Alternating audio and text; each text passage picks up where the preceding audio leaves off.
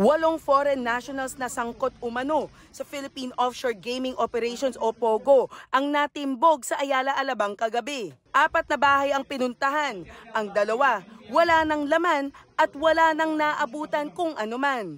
Pero sa 2 pa, nahuling may ongoing na mga aktibidad.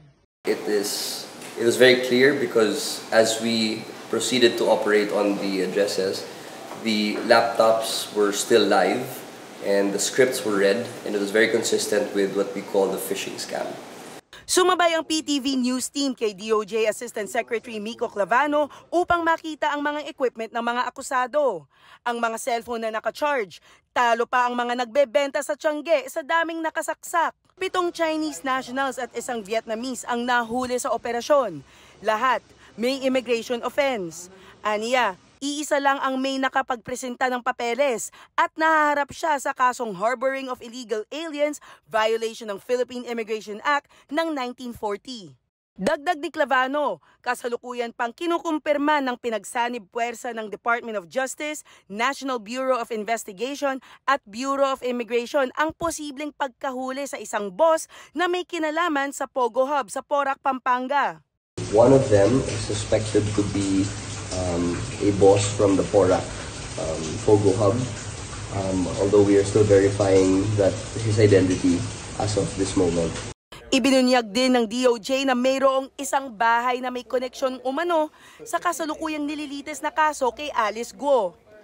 One of those na negative po yung resulta, wala pong activity, wala pong tao sa loob ng bahay, ay nakapangalan po sa korporasyon ng Whirlwind.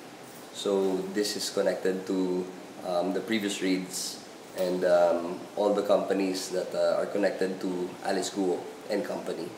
Todo tanggi naman ang sinasabing posibleng Pogo boss ng Porac, Pampanga. Aniya, isa raw siyang negosyante na galing Nanping, Fujian, China at uuwi na raw siya dapat sa susunod na buwan dahil wala raw siyang napala sa Pilipinas sa loob ng 1 taon. 本来这个计划的话，11月或者12月份就回去的。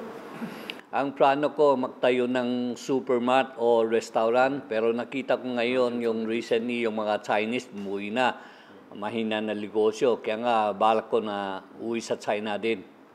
这个我应该是我没有去，应该是没有违反是什么东西的，而且我的手续是齐全的。这个应该是能做出一个合理的解释的。 Wala ko violation dito, tapos meron na akong passport, saka meron na akong extension. Sa tingin ko, wala naman ako violation, wala ko takot dyan. Giit ni Ase Clavano, hindi pwedeng gawing playground lang ng mga dayuhan ang ating bansa at sana ay isipin ng mga tumatanggap ng malalaking halaga para payagan lang ang mga illegal aliens na manirahan sa mga private subdivision na ang ating lipunan ang naaapektuhan at nasasaktan. Denise Osorio, para sa Pambansang TV, sa Bagong Pilipinas.